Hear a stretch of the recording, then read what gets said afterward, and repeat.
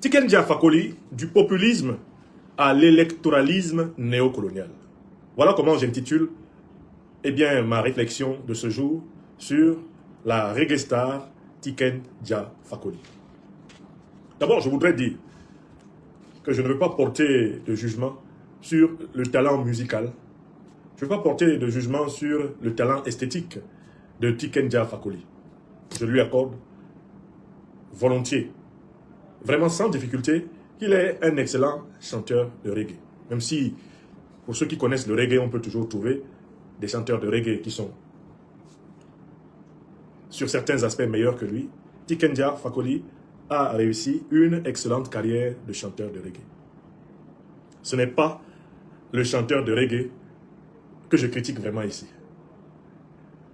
Il ne s'agit pas ici d'une critique sur son art en tant que tel, en tant que style. D'ailleurs, certaines des chansons de Tiken Jah Fakoly sont des chansons qui sont consensuelles et qui touchent tout naturellement tous les cœurs. Quand j'ai une guitare à portée de main, les chansons de Tiken Jah Fakoly font partie de celles que j'aime facilement reprendre. Pas parce qu'elles sont faciles, mais parce qu'il y en a quelques-unes que j'aime vraiment. Par exemple, ils ont partagé le monde, plus rien ne m'étonne, plus rien ne m'étonne, plus rien ne m'étonne. Ils ont partagé Africa, plus rien ne m'étonne, plus rien ne m'étonne, plus rien ne m'étonne. Donc, mes chers amis, je voudrais vraiment vous dire que moi, il m'arrive d'apprécier l'œuvre d'un artiste et de ne pas réduire l'artiste à ses errances politiques, idéologiques et personnelles. J'ai le même rapport, par exemple, à l'œuvre d'Alpha Blondy. Il y a des morceaux d'Alpha Blondy qui sont devenus, pour ainsi dire, universels. Qu'on aime Jagger pour ses positions personnelles, son comportement ou pas, il y a dans la musique quelque chose de purement musical qui mérite d'être respecté. Et je le respecte. Parce que, de la même façon, quel que soit ce que vous pouvez me reprocher pour mes positions, mes analyses politiques, ceux qui m'ont connu comme professeur de philosophie sont d'accord que je suis un brillant professeur de philosophie. Donc quelqu'un qui viendrait contester cela serait d'une mauvaise foi complètement diabolique. Bon, vous pouvez ne pas être d'accord avec mes positions, mon panafricanisme, mon anticolonialisme. Vous pouvez ne pas être d'accord parce que vos intérêts sont ailleurs. Mais sur ma compétence, sur la compétence de mes compétences, celui qui n'est pas d'accord a juste un problème élémentaire, c'est qu'il n'est même pas doué de raison. Donc, le Tiken Jah Fakoly dont je vais vous parler ici, ce n'est pas vraiment en tant que tel le musicien, même si il a choisi un domaine particulier de la musique, le reggae, une musique à orientation spirituelle et politique. Et c'est une musique qui a une contrainte, c'est que le chanteur de reggae ne peut pas se comporter comme les chanteurs d'autres styles musicaux. Il ne peut pas tout à fait, par exemple, se comporter comme, je ne sais pas, le chanteur de rock. Il ne peut pas se comporter comme le chanteur de Smurf. Le chanteur de reggae appartient à une idéologie, à une école et à une philosophie. La philosophie reggae, qui globalement renvoie, en réalité, à la même essence que celle du panafricanisme. Car le mouvement reggae est né de la rébellion des Africains, des diasporas antillaises, contre la domination raciste, la domination coloniale, néocoloniale et impérialiste. Il y a, entre le reggae et le panafricanisme, un lien intime. Donc, le chanteur de reggae est nécessairement porté à exprimer les frustrations populaires. La chanson reggae, certes, peut célébrer la beauté pure, elle peut célébrer plusieurs thèmes, mais son axe fondamental, c'est que c'est une chanson d'émancipation. Africa Unite. Vous connaissez cette chanson de Bob Marley. Vous connaissez Bob Marley sur Zimbabwe. Vous connaissez toutes les chansons du plus célèbre des artistes de reggae qui soit Bob Marley. Donc, de fait, Tiken Jah, en choisissant de faire du reggae, a choisi d'une manière ou d'une autre d'exprimer les frustrations populaires. Mais là où il y a un problème chez Tiken Jah, c'est que l'expression de ces frustrations populaires est à géométrie variable en fonction de ses intérêts du moment. Elle est à géométrie variable en fonction de ses intérêts du moment. Et là, quand j'ai essayé de réfléchir aux intérêts de Tiken Jah Fakoly, je laisse l'artiste et je m'intéresse au businessman musical. Et je me rends compte que pour que le business musical de Tiken Jah Fakoly fonctionne, il faut qu'il soit en bon terme avec la puissance néocolonialiste française. C'est un point invariant. Tikenja n'a jamais porté le conflit avec la domination française au point où son business soit nuit. Et voilà pourquoi c'est l'un des artistes les plus promotionnés par RFI, par TV5, par AFP, par, Jeune Afrique, par Le Monde. En fait, Tikenja, d'ailleurs, encore plus même que Alpha Blondy, est l'artiste chouchou de la France-Afrique. Et c'est là qu'il faut comprendre le paradoxe. Il y a des chansons de Tikenja qui sont contre la France-Afrique, mais paradoxalement, la France-Afrique utilise Tikenja comme pour montrer à ceux pour qui Tikenja est supposé chanter que les frustrations africaines sont reconnues par Paris. Et c'est là que je dis que Tikenja est un pêcheur en eau trouble. Parce qu'il fait un reggae qui finalement a été apprivoisé par Paris, apprivoisé par l'Élysée. C'est un reggae qui a pour but de dégonfler les frustrations africaines, mais de les mettre sous le contrôle de la France. Voilà pourquoi sa carrière musicale est massivement protégée par les services français. Il est promotionné parce qu'il permet, pour ainsi dire, à l'establishment politique français d'aspirer à travers lui les frustrations des Africains et de donner l'impression aux Africains que ces frustrations sont reconnues. Alors même qu'au moment où ces frustrations sont reconnues, c'est-à-dire où on fait jouer Tikenja sur RFI, sur France 24, etc., on les neutralise. C'est le même mécanisme que Biya Paul a réalisé dans mon pays natal, le Cameroun, avec son faux opposant Issa Bakari Tiroma. Il a envoyé Tiroma jouer à l'opposant radical. Et quand ça commençait, la mayonnaise commençait à prendre, il l'a accompagné à l'étranger, au Nigeria et puis en Gambie. Et il a dit à Tiroma de dire qu'en Gambie, on lui a interdit d'être opposant. C'est exactement ce que je crois voir Tikenja faire. Il récupère ça et là les frustrations, il les met en chanson et il les remet à Paris. Paris expose ses frustrations et à partir de là, c'est terminé. L'opération s'arrête là. Donc, c'est en quelque sorte quelqu'un qui fait un reggae instrumentalisé pour le néocolonialisme français. Le mécanisme de Tikenja consiste à exprimer et neutraliser les frustrations africaines par l'absence d'engagement actif dans le quadruple programme. C'est-à-dire qu'il y a toujours une limite chez lui. C'est quand il faut être aux barricades. Mais les barricades aujourd'hui, où il faut être, c'est où? Mais c'est dans tous les pays africains qui continuent d'accueillir les troupes néocolonialistes françaises et occidentales, c'est-à-dire les pays de la CEDEAO. Il n'est pas dans ces barricades-là.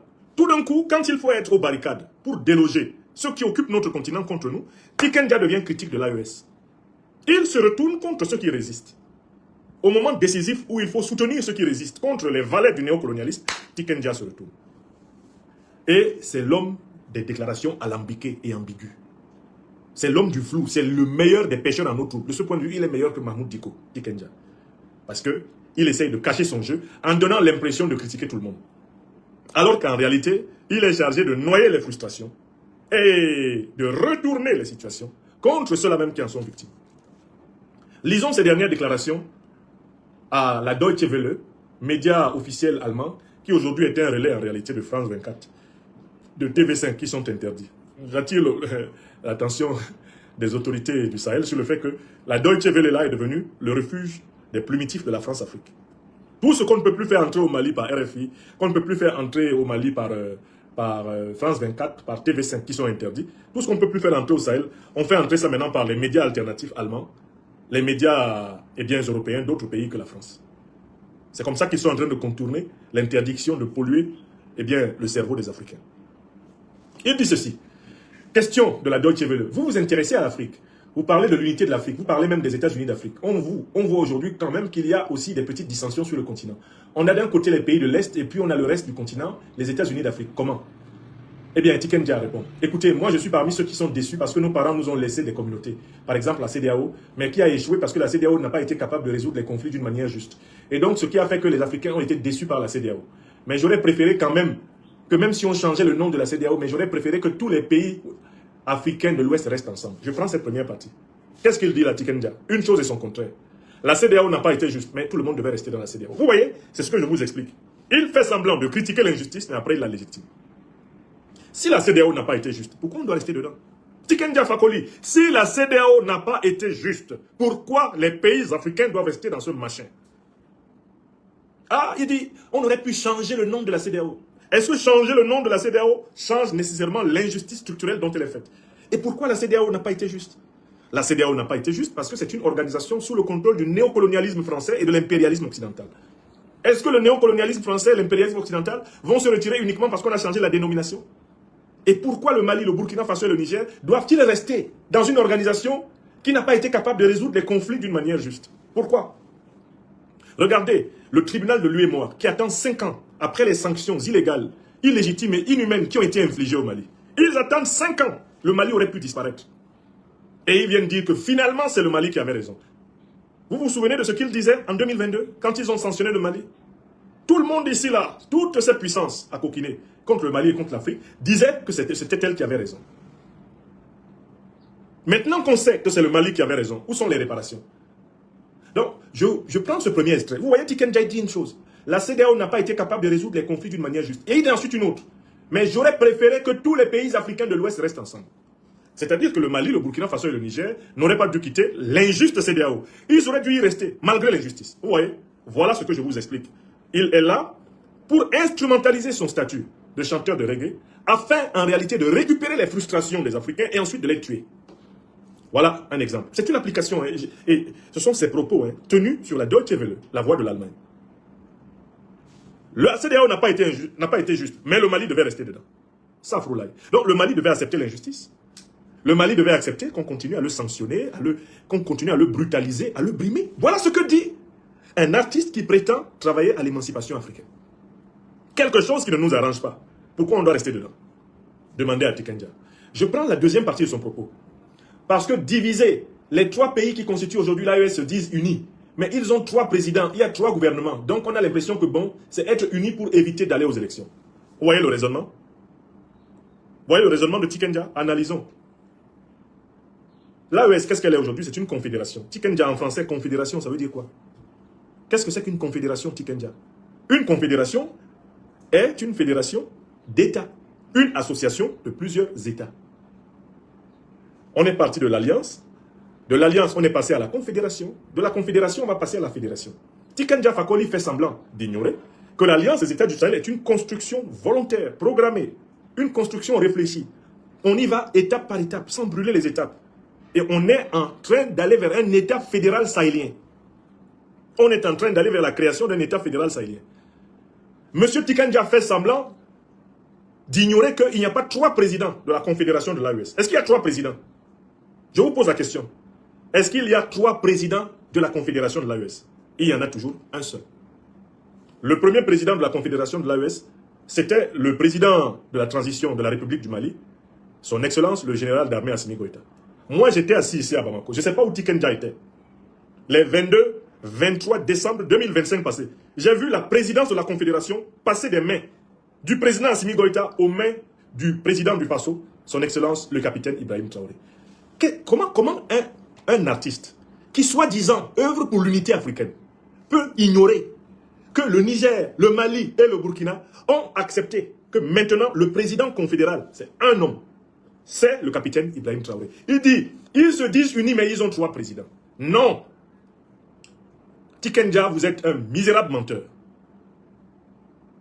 Vraiment, je suis désolé de vous le dire. L'AES, la confédération de l'AES n'a pas 3 présidents. La confédération de l'AES a un président en exercice. Il s'appelle son Excellence, Monsieur le capitaine Ibrahim Traoré. Il est le président confédéral. Je ne sais pas comment ça vous a échappé. Je ne sais pas si c'est un problème intellectuel, mais moi je vois que c'est de la malhonnêteté. Et après le président confédéral, qui est donc celui du Burkina Faso, on sait que le futur président confédéral sera le président du Niger. C'est le principe de la présidence tournante. Tiken Jah ment. Les pays, l'AES n'a pas 3 présidents, elle a un président. Écrivez ça. Dites à Tiken Jah d'arrêter de mentir. D'arrêter en réalité de désinformer, parce que c'est de la désinformation. Là, il se fait agent de désinformation. Et c'est pour ça que j'ai dit que c'est un pécheur en eau trouble. Donc c'est quelqu'un qui est là pour semer la confusion dans les esprits. Est-ce que c'est clair? On continue. Il dit, donc on a l'impression que bon, c'est être unis pour éviter d'aller aux élections. Ok, on va parler des élections. Tiken Jah, là, vous avez un problème, c'est que vous entrez dans un sujet que vous ne maîtrisez pas. Autant je peux vous reconnaître la compétence de chanter, la compétence de participer au montage de musique de reggae, la compétence de la prestation scénique d'artistes de reggae. Autant là, je peux vous dire, Tiken Jah, taisez-vous. Ou alors, venez à l'université, nous allons vous former. Parce que c'est un problème de niveau intellectuel. C'est un problème de culture. Vous êtes politiquement inculte. Je vais vous montrer que ça ne passera pas. On a l'impression que c'est être unis pour éviter d'aller aux élections. Monsieur Tiken Jah Fakoly, est-ce que vous pouvez nous faire le bilan des élections en Afrique? On va commencer ça par là. Les élections au Cameroun, vous appelez ça élection? Les élections au Congo, Brazzaville, vous appelez ça élection? Les élections au Gabon, vous appelez vraiment ça élection? Ça mérite le nom d'élection. Les élections en Côte d'Ivoire, Tiken Jah Fakoly, ça mérite le nom d'élection. Les élections en Guinée-Bissau, là, ça mérite le nom d'élection. Vous appelez vraiment ça élection? Dans tous ces pays-là où on prétend avoir organisé des élections, en Afrique, entre guillemets, dites francophones, Tiken Jah, honnêtement, est-ce que vous pensez que ça correspond à des élections? On ne peut pas parler d'élections lorsque le président en exercice du pays confisque la commission électorale. Et donc se fait autoproclamer élu. On ne peut pas parler d'élections sérieusement lorsque le président en exercice contrôle la cour constitutionnelle du pays. Et donc, les magistrats accroupis répètent sa dictée. On n'appelle pas ça élection. On ne peut pas parler d'élection lorsque la carte électorale du pays, la liste électorale du pays n'a pas fait l'objet d'un consensus. Et que des millions de personnes des diasporas africaines sont exclues. On ne peut pas parler d'élection. On ne peut pas parler d'élection lorsque celui qui est en exercice instrumentalise l'armée pour brimer l'opposition. Les prisons politiques sont pleines à craquer. On ne peut pas parler d'élection lorsque le président en exercice exclut les principaux opposants capables de le battre aux élections du processus électoral et dit ensuite qu'il a gagné contre ses propres marionnettes. On ne peut pas parler d'élection dans ces conditions, Tiken Jah. On ne peut pas parler d'élection là où il n'y a pas de transparence sur le financement électoral. Il n'y a pas de transparence sur le financement des partis politiques. On a des partis politiques de pouvoir qui confondent les caisses de l'État et les caisses de leurs partis. On ne peut pas parler d'élection dans ces conditions. Enfin, Tiken Jah, on ne peut pas parler d'élection là où un pays fait financer ses élections par une puissance étrangère. La puissance qui finance les élections dicte celui qui les gagne. Or, la plupart de ces pays, 1, 2, 3, le FMI nous a prêté. L'Union européenne doit nous prêter ceci. Ah, il faut que nous bénéficions du fonds d'aide à la démocratie de la France. Ah, l'aide française à la démocratie nous a permis d'acheter des urnes. Partout en Afrique où on nous parle d'élections qui sont financées de l'étranger, nous savons que ce ne sont pas des élections. Donc, Tiken Jah dit que les pays de l'AES sont unis contre les élections. Parce qu'il prétend qu'en Côte d'Ivoire, c'est des élections. Au Cameroun, c'est des élections. Au Congo, c'est des élections. En Guinée, c'est des élections. En Guinée-Bissau, c'est des élections. Ça mérite le nom d'élection. Est-ce que nous nous respectons, nous, Africains, là? Est-ce que nous nous prenons vraiment au sérieux? Est-ce que ce que nous appelons élection en Afrique mérite ce nom? Non. En tant que scientifique du politique, j'ai créé un concept pour désigner les pseudo-élections. J'ai appelé ça les pourries-élections. Élections pourries. Commission électorale sous le contrôle du pouvoir. Voilà, on essaye de nous déranger. Sur Université libre de l'Afrique des libertés, on essaye de nous déranger. De la même façon d'ailleurs qu'on essaye de nous déranger un peu partout. Mes chers amis, faites un tour de partage. Faites un tour de partage. Là, je suis en train de rendre les néocolonialistes complètement fous. Ils attaquent toutes les plateformes. Aidez-moi. Ne vous contentez pas de me regarder. Partagez l'émission sur vos réseaux pour qu'on ne nous interrompe pas. C'est comment? Vous dormez? Nous sommes au combat ici, là. Nous sommes en train de démonter un imposteur, Tiken Jah Fakoly. Donc, Tiken Jah Fakoly établit une hiérarchie entre les pays où il y a des élections et les pays où il n'y en a pas. Alors que les pays où il y a des élections, là, la plupart de ces pays-là, ça ne mérite pas le nom d'élection. Ce ne sont pas des élections, ce sont des pourries élections. Dès lors que les 6 critères que je viens de vous donner ne sont pas respectés, il n'y a pas élection. Ça ne mérite pas le nom d'élection. On ne peut pas parler d'élection dans ces conditions. Ce n'est pas possible. Alors, donc, maintenant, deuxième point. Là, ça renvoie à l'inculture politique de Tiken Jah. Comme il fait du reggae, il a l'illusion qu'il comprend tout, alors qu'il ne s'est pas assis pour lire les bons livres. Tiken Jah, il faut savoir que les élections ne sont pas la seule méthode de légitimation du pouvoir politique. Les élections ne sont pas, dans l'histoire politique de l'humanité, la seule voie de légitimation d'un pouvoir politique. D'ailleurs, dans l'histoire de l'humanité, les élections telles que vous les connaissez, les élections dites entre guillemets démocratiques, sont récente. C'est autour du 16e, 17e siècle que la bourgeoisie occidentale a mis en place ce mécanisme de désignation des dirigeants. Parce que cette bourgeoisie s'était assurée qu'elle avait l'argent, qu'elle contrôlait les institutions de la culture. Elle a créé donc des partis politiques qui lui permettent de capter le pouvoir et de l'exercer pour les intérêts de la classe à laquelle elle appartient. Il faut savoir que dans la démocratie grecque antique, on ne pratiquait pas les élections. Les dirigeants étaient désignés au tirage au sort. si vous étiez 5000 hommes capables de gouverner la cité, à Athènes, ou je ne sais pas, à Sparte, on prenait vos noms, on mettait cela dans des petites boules de papier, chacun de vos noms, on mettait ça dans une urne, et comme la cité devait avoir 100 ou 200 magistrats qui devaient gouverner la cité, eh bien, pendant 4 ans ou 5 ans, on tirait au hasard le nom des 100, ou je ne sais pas, des 200 ou des 40 magistrats qui gouverneraient la cité pendant les 4 années à venir. À l'échelle du Mali, si on appliquait ce principe de la démocratie athénienne, on prendrait le nom de toutes les Maliennes, de tous les Maliens, en âge, en aptitude de gouverner. On ferait la liste des personnes dont on a besoin pour que l'État malien fonctionne. Sur les 10 prochaines années, par exemple, on tire les noms au sort. Et puis, ce sont ces personnes-là qui sont chargées des affaires de l'État pendant les 10 prochaines années. Et elles sont conseillées par les personnes qui, pendant les 10 années précédentes, avaient l'État. C'est comme ça que la désignation des dirigeants se faisait dans l'Antiquité, chez les Grecs. Et dans notre tradition politique, la tradition africaine, la désignation de dirigeants ne se faisait pas par le rassemblement massif du peuple pour voter pour quelqu'un. Non. On constituait d'abord, eh bien, un conseil des sages. Un conseil des sages du pays, c'est-à-dire des personnalités reconnues pour leurs aptitudes morales, spirituelles et intellectuelles.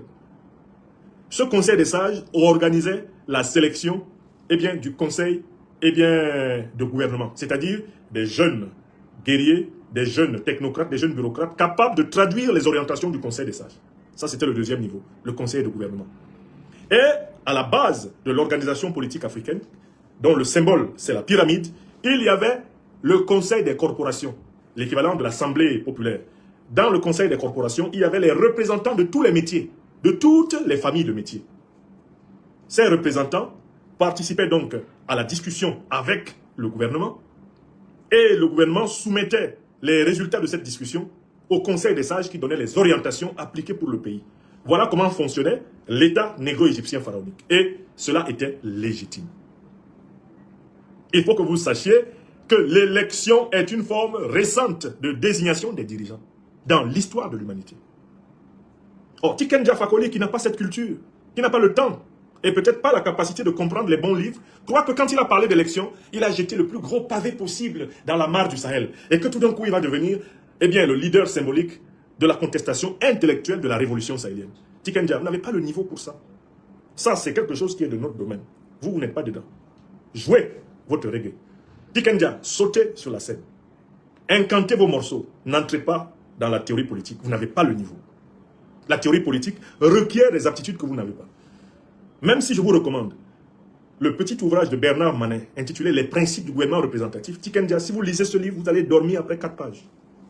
Parce que ce n'est pas votre domaine. L'erreur que beaucoup commettent, partout en Afrique, c'est de se mêler de questions pour lesquelles ils n'ont pas les compétences. Il y a des limites, Tiken Jah. Donc l'argument qui consiste à dire que le Mali, le Burkina Faso et le Niger ont peur des élections est un argument faux. Pourquoi? Parce que nous sommes ici dans un processus révolutionnaire, c'est-à-dire un processus de refondation des institutions. Avant d'organiser les élections, il faut s'assurer qu'on sera capable de respecter, eh bien, tout le cahier de charges permettant de dire ceci est une élection. Une liste électorale fiable. D'abord, un environnement apaisé. La paix et la sécurité. Ensuite, une liste électorale fiable. Une commission électorale irréprochable. Une justice électorale qui ne soit pas soumise aux aléas. Une transparence et une exigence, une rigueur dans le financement des élections. Il ne faut pas laisser l'argent étranger venir polluer le processus électoral. Or, toutes les élections qui ont été organisées au Mali ici, depuis 1990, et en Afrique depuis 1990, sont polluées par l'argent étranger. Le néocolonialisme français est à l'affût, avec ses sacs de billets de francs CFA, fabriqués à Chamalières, pour les déverser à la moindre annonce d'une élection au Mali. Et aider des politiciens néocolonisés à corrompre les masses. Oui, la bande à Boubou Sissé, la bande à Moussa Mara, c'est ce que le néocolonialisme français attend d'eux. Que lorsqu'on va dire les élections commencent, on leur envoie un afflux de cette maudite monnaie pour aller tromper les Maliennes et les Maliens, en leur disant, avec nous c'est le bonheur, la preuve, voici 50 000. Avec nous c'est le bonheur, la preuve, voici 100 000. Avec nous c'est le bonheur. On va leur... Mais à Chamalières, ils font tourner la planche à billets de toutes les façons, ils s'en foutent, c'est l'Afrique qui paye. Tout ce qu'eux ils perdent, c'est du papier et de l'encre dans cette affaire. Pour le reste là, c'est l'Afrique qui paye. Quand on fabrique cette monnaie-là, en France, pour nous l'envoyer, c'est nous qui payons pour le chiffre. C'est nous qui donnons nos richesses en échange de cette monnaie. C'est pas la France. Donc eux, ils s'en foutent. Dès qu'on annonce un processus électoral dans un pays, ils déversent des centaines de milliards. Ils déversent des centaines de milliards entre les mains de leurs hommes pour que ceux-ci corrompent la population. et obtiennent des résultats qui sont l'expression de la volonté du ventre et non pas de celle de la raison et du cerveau. Les révolutionnaires sahéliens ont vu dedans et ont compris qu'il faut d'abord refonder les institutions. Il faut d'abord reformer la société. Il faut d'abord instruire la société, éveiller la société avant d'organiser des élections. Vous organisez les élections dans une société qui peut être encore aisément corruptible, dans une société qui est en état de fragilité, dans une société qui est confrontée encore à des difficultés, eh bien élémentaires, vous vous exposez à ce que cette société soit instrumentalisée contre elle-même. Et nous avons vu cela. Voilà pourquoi nous ne sommes pas dans la course folle aux élections. Les élections, pourquoi faire?